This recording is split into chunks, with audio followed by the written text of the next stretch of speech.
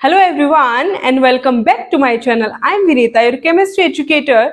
So in the previous video we have already discussed about some important organic name reactions, and in today's video we will talk about some important rearrangement name reaction. So we will talk about pinacol pinacolone rearrangement. सबसे पहले बात ये आती है कि ये pinnacle या फिर पिनाकोलॉन रीअरेंजमेंट क्या होता है। स्टूडेंट्स, पिनाकॉल का मतलब यहाँ पर है एक अल्कोहल से 1,2 डाई अल्कोहल, ठीक है, यानी विसिनल अल्कोहल से। एंड पिनाकोलोन का मतलब यहाँ पर है कीटोन से। कीटोन मतलब कोई भी कार्बोनिल ग्रुप, ये कीटोन भी हो सकता है, ये एल्डिहाइड भी हो सकता है, पर मोस्टली हमें यहाँ पर कीटोन ही देखने को मिलता है। तो पिनाकोल पिनाकोलोन रीअरेंजमेंट एक ऐसा रीअरेंजमेंट है जिसमें एक अल्कोहल से 1,2 डाई अल्कोहल से हमें एक कीटोन मिलता है। अब इस प्रोसेस में होता है क्या है कि सबसे पहले अल्कोहल की रिएक्शन हम एसिड के साथ करवाते हैं, जिससे क्या होगा कि कार्बोकेटाइन इंटरमीडिएट बनेगा। फिर इस कार्बोकेटाइन इंटरमीडिएट का रीअरेंजमेंट हो जाएगा एल्काइल ग्रुप के थ्रू, ठीक है, और लास्ट में हमें अल्कोहल से क्या मिल जाएगा, एक कीटोन एज अ प्रोडक्ट मिल जाएगा। इस टाइप की रीअरेंजमेंट को हम पिनाकॉल पिनाकोलॉन रीअरेंजमेंट के नाम से जानते हैं। चलिए देखते हैं इसकी पूरी मैकेनिज्म विद एग्जांपल्स। सबसे पहली बात, इसकी डेफिनेशन क्या लिखेंगे, the 1,2 diol is treated with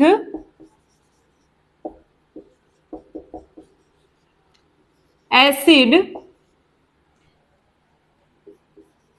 then a rearrangement takes place.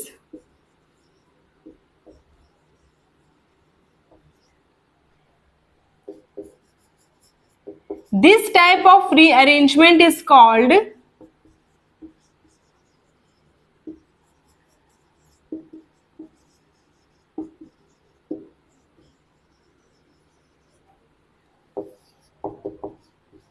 Pinnacle pinacolone rearrangement.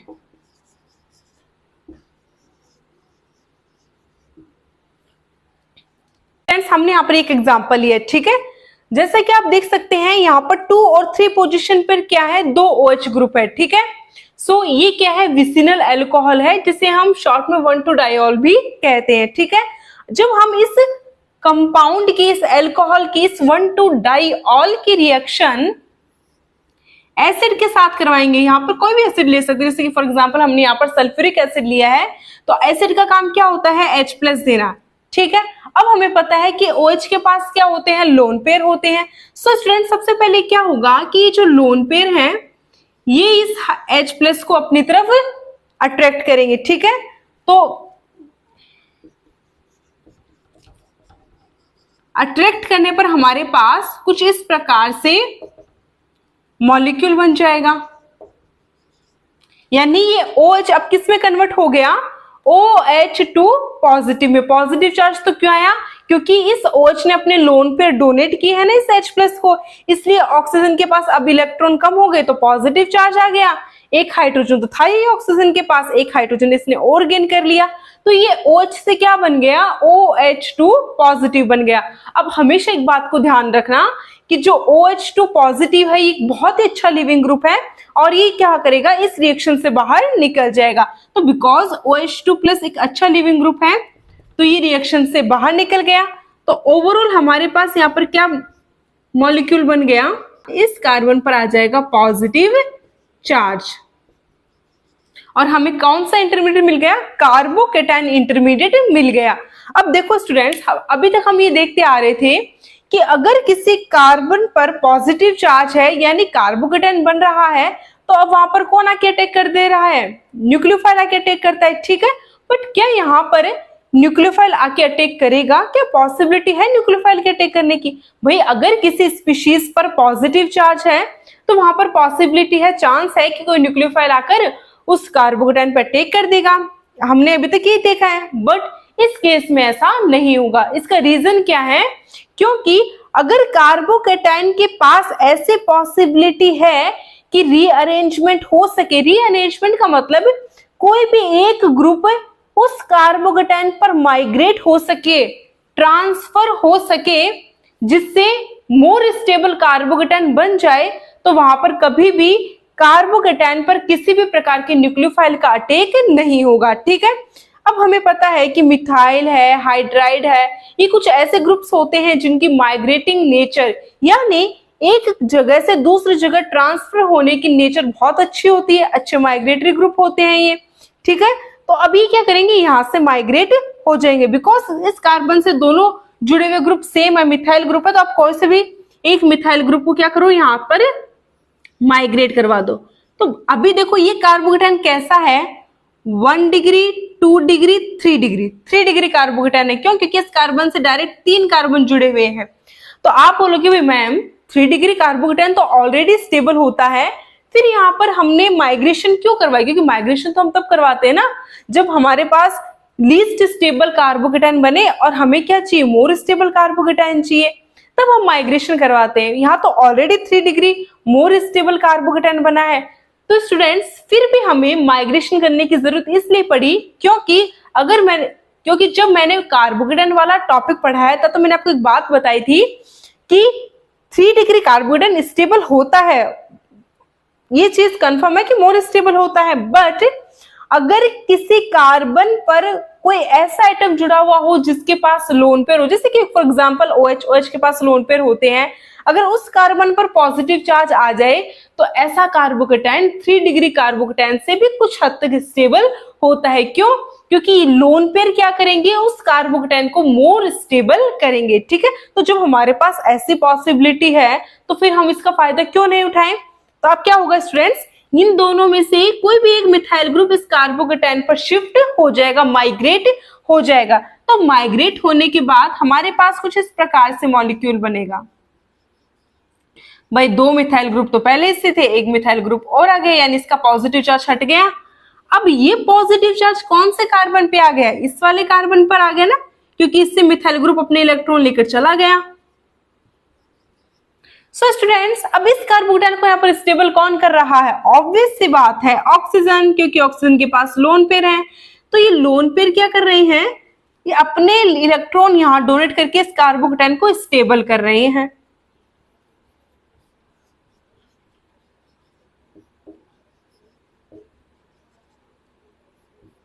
तो कुछ इस प्रकार से मॉलिक्यूल बन गया। ठीक है, अब वी नो दैट ऑक्सीजन एक मोर इलेक्ट्रोनेगेटिव एटम है और मोर इलेक्ट्रोनेगेटिव एटम पर पॉजिटिव चार्ज कभी स्टेबल नहीं रहता। तो अब क्या करेंगे, हाइड्रोजन का काम ही क्या होता है, इलेक्ट्रॉन इजीली डोनेट कर सकता है ये। तो ये अपने इलेक्ट्रॉन इस ऑक्सीजन को देकर यहाँ से H+ के फॉर्म में बाहर निकल जाएगा और लास्ट फाइनल हमारे पास प्रोडक्ट क्या बनेगा, MECCME। यहाँ पर 2 तो मिथाइल ग्रुप जुड़े हुए हैं और इस कार्बन पर क्या जुड़ा हुआ है, C डबल बॉन्ड O, यानी कार्बोनिल ग्रुप। ठीक है, तो स्टूडेंट्स रिएक्टेंट क्या था, एल्कोहल। ठीक है, इस 1,2-डाइऑल को हम क्या कहेंगे यहाँ पर, पिनाकॉल। तो रिएक्टेंट हमारे पास पिनाकॉल था। ठीक है, एसिड के साथ रिएक्शन करवाई, कार्बोकेटायन बना, फिर रीअरेंजमेंट हुआ। ठीक है, और लास्ट फाइनल हमें प्रोडक्ट क्या मिल गया, कीटोन मिल गया। इस कीटोन का नाम क्या है, पिनाकोलोन। ओन वर्ड का यहाँ पर ओल वर्ड तो काम में लिया गया है अल्कोहल के लिए और ONE ओन वर्ड काम में लिया गया है कीटोन के लिए। ठीक है, तो पिनाकोल से पिनाकोलोन बन गया और ये बना कैसे, कार्बोकेटायन के रीअरेंजमेंट के द्वारा बना। ठीक है, इसीलिए इस रीअरेंजमेंट को हम पिनाकोल पिनाकोलोन रीअरेंजमेंट के नाम से जानते हैं। चलिए देखते हैं। चलो यहाँ पर तो क्या था कि दोनों मिथाइल ग्रुप सेम थे, इसलिए कोई भी एक मिथाइल ग्रुप यहाँ पर माइग्रेट कर गया। बट अगर यहाँ पर प्रेजेंट दोनों ग्रुप डिफरेंट हो तो कौन सा ग्रुप माइग्रेट करेगा और कौन सा ग्रुप माइग्रेट नहीं करेगा, इसके लिए चलिए देखते हैं इनका माइग्रेशन ऑर्डर। सो स्टूडेंट्स, अब हम देखते हैं कि डिफरेंट माइग्रेटिंग ग्रुप का ऑर्डर क्या होगा। सबसे पहले बात करते हैं कि अगर हमारे पास एक तरफ तो हाइड्राइड है यानी हाइड्रोजन है, एक तरफ तो हमारे पास हाइड्राइड है, एक तरफ एल्काइल ग्रुप है, एक तरफ एराइल ग्रुप है, तो इन तीनों कंडीशन में माइग्रेशन ऑर्डर सबसे ज्यादा किसका होगा? तो फर्स्ट केस में क्या होगा, ध्यान रखना, सबसे ज्यादा माइग्रेटरी ग्रुप कौन सा है, हाइड्राइड, ठीक है। H माइनस ये सबसे स्ट्रॉन्ग माइग्रेटरी ग्रुप है, then aryl group and last में एल्काइल ग्रुप, ठीक है। ये तो हो गया हमारा first migrating group order. Second order क्या है कि हमारे पास सिर्फ एल्काइल ग्रुप ही हो, जैसे कि 3 डिग्री 2 डिग्री 1 डिग्री मिथाइल, तो ऐसी कंडीशन में कौन सा ग्रुप सबसे पहले माइग्रेशन करेगा? तो ऐसी कंडीशन में हम कौन सा ऑर्डर फॉलो करेंगे? 3 डिग्री वाला। सबसे ज्यादा माइग्रेशन ऑर्डर किसका होता है? 3 डिग्री एल्काइल का, देन 2 डिग्री एल्काइल का, 1 डिग्री एल्काइल का, और सबसे कम होता है मिथाइल का, ठीक है। अब बात करें ओवरऑल की, ठीक है। अब बात करें एराइल ग्रुप की। एराइल ग्रुप में आपके पास दो कंडीशन होती है। एक कंडीशन तो क्या है कि बेंजीन से कोई इलेक्ट्रॉन डोनेटिंग ग्रुप जुड़ा हुआ हो सकता है। एक कंडीशन है कि बेंजीन क्या है? सिंपल बेंजीन, मतलब कोई भी सब्स्टिट्यूटेड बेंजीन ना होकर के नॉर्मल बेंजीन है, ठीक है। और थर्ड कंडीशन क्या है कि बेंजीन से इलेक्ट्रॉन विड्रॉइंग ग्रुप जुड़ा हुआ हो सकता है, ठीक है। तो भाई अगर ऐसी कंडीशंस आपके पास हो तो सबसे ज्यादा माइग्रेटिंग ऑर्डर यानी माइग्रेशन ऑर्डर सबसे ज्यादा किसका होगा? ऑब्वियस सी बात है इलेक्ट्रॉन डोनेटिंग ग्रुप वाली बेंजीन का, ठीक है। तो ये ऑर्डर कुछ इस प्रकार से होगा। रीजन क्या है? रीजन मैं बता देती हूँ आपको। देखो हम यहाँ पर रीअरेंजमेंट किसका करवा रहे हैं? कार्बोकेटाइन का, ठीक है। तो भाई जब ये ग्रुप माइग्रेशन करेंगे तो किस पर कर रहे हैं माइग्रेशन? कार्बोकेटाइन पे ना। तो कार्बोकेटाइन जितना ज्यादा स्टेबल होगा रिएक्शन उतनी ज्यादा फास्ट होगी, ठीक है। तो इलेक्ट्रॉन विड्रॉइंग ग्रुप तो कार्बोकेटाइन से इलेक्ट्रॉन खींचेंगे, वो तो इसको और ज्यादा इलेक्ट्रॉन डेफिशिएंट बना देंगे, ठीक है ना। इसीलिए इलेक्ट्रॉन विड्रॉइंग ग्रुप की जो माइग्रेटिंग कैपेसिटी है यहाँ पर वो क्या होगी? कम होगी। जबकि इलेक्ट्रॉन डोनेटिंग ग्रुप क्या करते हैं? ये तो कार्बोकेटाइन को इलेक्ट्रॉन देंगे, यानी उसको स्टेबल कर रहे हैं ना। इसीलिए इलेक्ट्रॉन डोनेटिंग ग्रुप वाले जो सब्स्टिट्यूटेड बेंजीन है उसकी माइग्रेटिंग प्रॉपर्टी सबसे ज्यादा होगी। सो एवरीवन, अगर इलेक्ट्रॉन डोनेटिंग ग्रुप भी एक से ज्यादा हो तो उस कंडीशन में हम माइग्रेटिंग ऑर्डर कैसे चेक करेंगे? आपको उसके लिए ये ऑर्डर फॉलो करना है, ठीक है।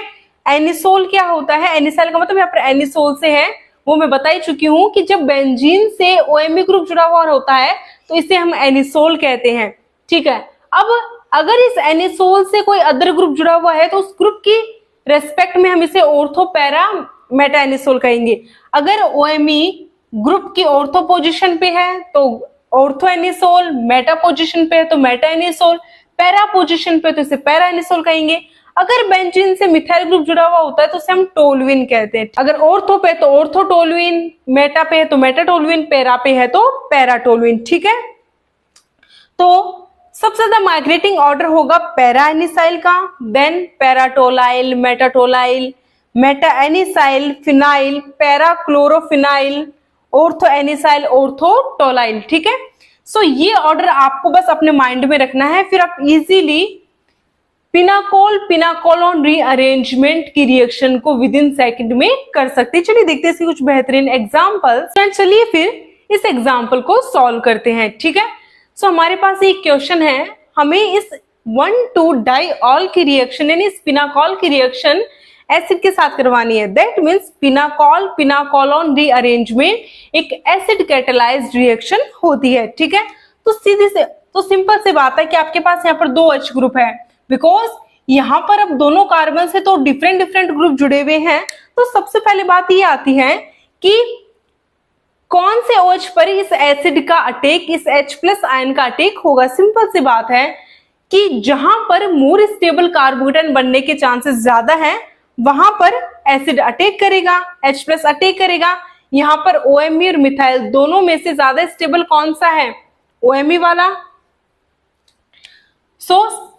सबसे पहले स्टेप में क्या होगा कि ये जो OH ग्रुप है ये अपने लोन पेयर इस H+ को डोनेट करेगा और गेन कर लेगा H+ को।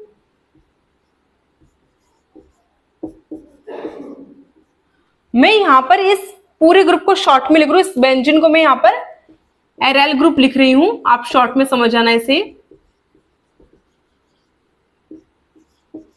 तो यहां पर ये OH है, ये किस में कन्वर्ट हो गया, OH2 प्लस में।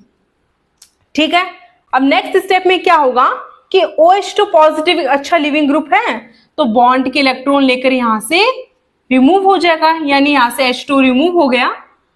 तो नेक्स्ट स्टेप में क्या बन जाएगा, एक कार्बोकेटायन इंटरमीडिएट बन जाएगा।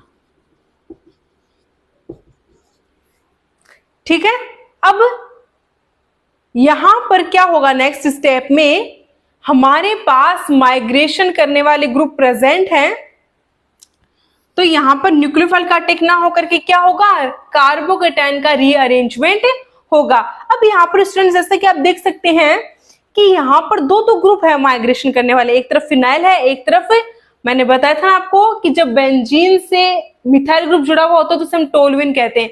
एक तरफ टोलाइल ग्रुप है, वो भी कौन सा, पैरा टोलाइल। जैसा कि आप देख सकते हैं कि मिथाइल और कार्बन दोनों एक दूसरे की पैरा पोजीशन पे, अपोजिट पोजीशंस पे है ना, इसे बोलते हैं पैरा टोलाइल। ठीक है, और एक तरफ पैरा टोलाइल, एक तरफ फिनाइल।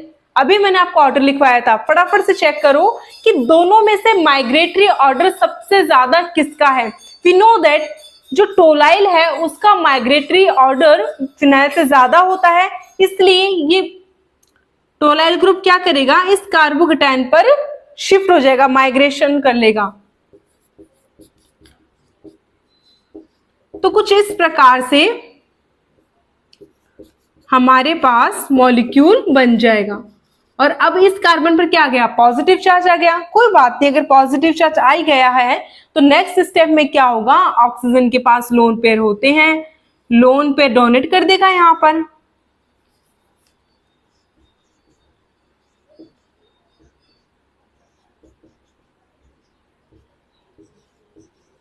तो जैसे ही इस ऑक्सीजन ने अपने लोन पेयर इस कार्बन पर डोनेट किए, इस कार्बन का पॉजिटिव चार्ज हट गया। अब ये पॉजिटिव चार्ज किस पे आ गया, ऑक्सीजन पे आ गया।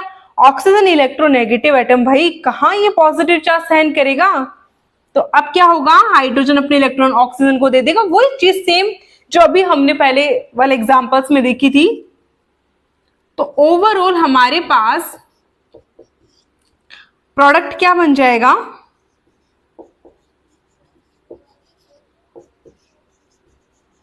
कुछ इस प्रकार से प्रोडक्ट बन जाएगा। ठीक है, हुआ क्या स्टूडेंट्स, 1,2 डायोल था, पिनाकोल था, पिनाकोल से क्या बन गया, कीटोन यानी पिनाकोलोन बन गया।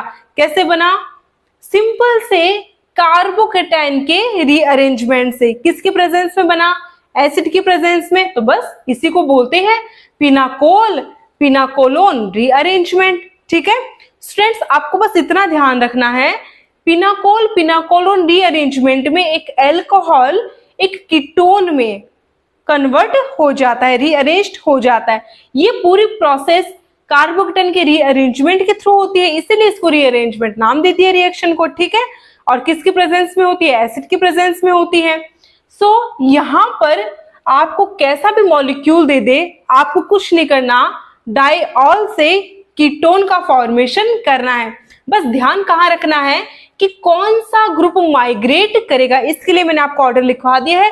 अगर आपको वो ऑर्डर याद है, मैकेनिज्म बहुत सिंपल सी है, कुछ स्टेप में है। पहले स्टेप में OH के लोन पेयर H प्लस पे अटैक करेंगे तो OH2 प्लस बन जाएगा, अच्छा लिविंग ग्रुप है, बाहर निकल जाएगा, कार्बोकेटायन बन जाएगा। नेक्स्ट स्टेप में देन क्या होगा, जो जिस ग्रुप का माइग्रेशन, जिस ग्रुप की माइग्रेटिंग प्रॉपर्टी अच्छी है वो माइग्रेटिंग ग्रुप इस कार्बोकेटायन पर माइग्रेशन कर जाएगा और कुछ इस प्रकार से मॉलिक्यूल बन जाएगा। ठीक है, देन नेक्स्ट स्टेप में क्या होगा, ये OH अपने लोन पर यहाँ पर इस कार्बोकेटायन को दे देगा और लास्ट में यहां से H प्लस बाहर निकल जाएगा और कीटोन बन जाएगा।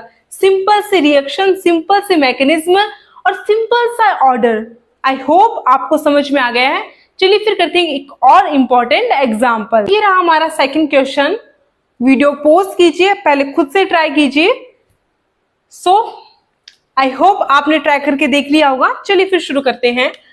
सो हमारे पास क्या है, वही 1,2 डायोल है, एसिड है, कौन सी रिएक्शन होगी, पिनाकोल पिनाकोलोन रीअरेंजमेंट। बिकॉज दोनों ग्रुप सेम हैं तो कोई भी एक OH क्या करेगा, अपने लोन पेयर इस H+ को डोनेट कर देगा, यानी H+ को गेन कर लेगा यहाँ पर। तो ये जो OH ग्रुप है ये OH2 पॉजिटिव में कन्वर्ट हो जाएगा। क्यों भाई, यही तो होगा ना। ठीक है, यही होगा। नेक्स्ट स्टेप में क्या होगा, OH2+ अच्छा लिविंग ग्रुप है, बॉन्ड के इलेक्ट्रॉन लेकर यहां से निकल जाएगा। जब ये यहां से निकलेगा तो एक इंटरमीडिएट बनेगा बच्चों। कौन सा इंटरमीडिएट बनेगा, कार्बोकैटायन इंटरमीडिएट। ठीक है, अब यहां पर बात आती है माइग्रेशन की। तो यहां पर आपको और कोई ग्रुप तो दिख रहा नहीं है। कौन से ग्रुप दिख रहे हैं, इस कार्बन से एक तो ये कार्बन, एक ये कार्बन, तो ग्रुप माइग्रेशन हो जाएगा।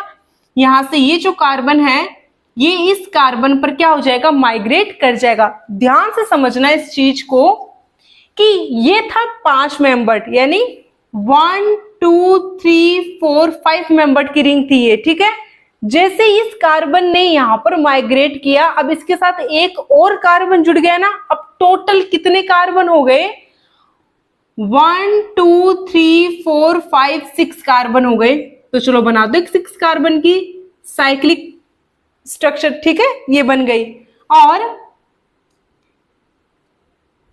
इस वाले कार्बन पर कौन जुड़ गई, ये 5 मेंबर्ड रिंग जुड़ गई ना। ठीक है, और ये कार्बन तो रहा, ये इसके पास वाले कार्बन पर क्या है, ये OH ग्रुप है। अब बिकॉज ये वाला बॉन्ड है तो यहाँ पर माइग्रेट हुआ है, तो यहाँ पर कौन सा चार्ज आ गया, पॉजिटिव चार्ज आ गया। इस पॉजिटिव चार्ज को खत्म कौन करेगा, ये ऑक्सीजन के लोन पेयर। तो मैं डायरेक्ट इस बॉन्ड को यहाँ पर शिफ्ट करके बता देती हूं।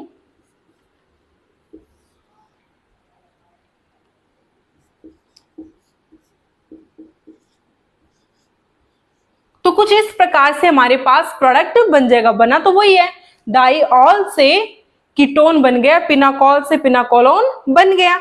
लेकिन आप एक चीज नोटिस करो, यहाँ पर पहले दोनों 5-5 यानी 5-5 मेंबर की रिंग थी। अब कितने कितने मेंबर की हो गई, 6 और 5, यानी एक रिंग क्या हो गई, बड़ी हो गई, एक्सपेंड हो गई। तो ध्यान रखना कि पिनाकोल पिनाकोलोन रीअरेंजमेंट से रिंग का क्या हो जाता है, एक्सपेंशन हो जाता है, यानी रिंग एक कार्बन बड़ी हो जाती है। ठीक है, नेक्स्ट क्वेश्चन, सेम वही काम, क्वेश्चन नंबर 3 है। वीडियो पॉज कीजिए, पहले खुद से ट्राई कीजिए, देन मैं बताती हूँ। अब इसमें भी स्टूडेंट्स क्या होगा, एसिड की प्रेजेंस में हो रही है। ठीक है, बात सबसे पहले ये आती है कि सबसे पहले कौन सा कार्बोकेटायन बनेगा, वो कार्बोकेटायन जो ज्यादा स्टेबल हो। यहाँ पर एक तरफ तो कार्बन से इलेक्ट्रॉन विड्रॉइंग ग्रुप जुड़ा हुआ है, नाइट्रोबेंजीन, इलेक्ट्रॉन विड्रॉइंग नेचर होती है नाइट्रोबेंजीन की, नाइट्रो ग्रुप की। ठीक है, और एक तरफ एनिसोल है। हमें पता है कि OMe तो क्या है, इलेक्ट्रॉन डोनेटिंग ग्रुप है। तो इलेक्ट्रॉन डोनेटिंग ग्रुप तो कार्बोकेटायन को स्टेबल कर रहे हैं, जबकि इलेक्ट्रॉन विड्रॉइंग ग्रुप कार्बोकेटायन को क्या कर रहे हैं, अनस्टेबल कर रहे हैं। तो कभी भी ऐसा कार्बोकेटायन तो नहीं बनेगा ना जो अनस्टेबल हो, बनेगा तो वही जो स्टेबल हो। तो यहाँ पर कौन सा OH इस H+ को अपनी तरफ गेन करेगा, ये वाला, क्योंकि बनने वाला कार्बोकेटायन में यही बनेगा।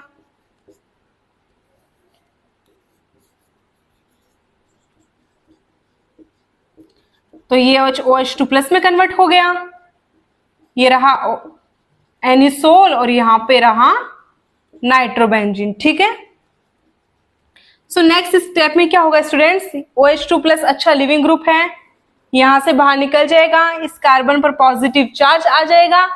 अब यहां इस कार्बोकेटायन पर बिकॉज हमारे पास दो माइग्रेटिंग ग्रुप है, तो कौन सा ग्रुप माइग्रेट करेगा, ऑब्वियस सी बात है, एक तरफ टोलुइन है, एक तरफ नाइट्रोबेंजीन है।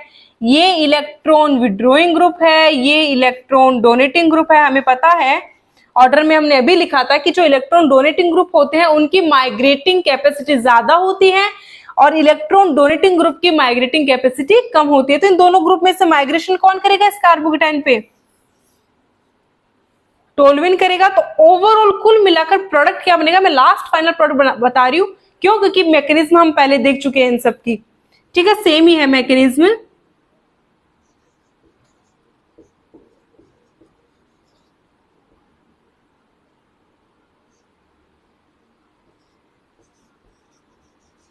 फाइनल प्रोडक्ट बन जाएगा, डाइऑल से कीटोन बन गया। ठीक है, सो स्टूडेंट्स आई होप इतने एग्जांपल्स, मैकेनिज्म और सब कुछ देखने के बाद में आप इजीली पिनाकोल रीअरेंजमेंट से रिलेटेड हर क्वेश्चन को इजीली सॉल्व कर सकते हैं।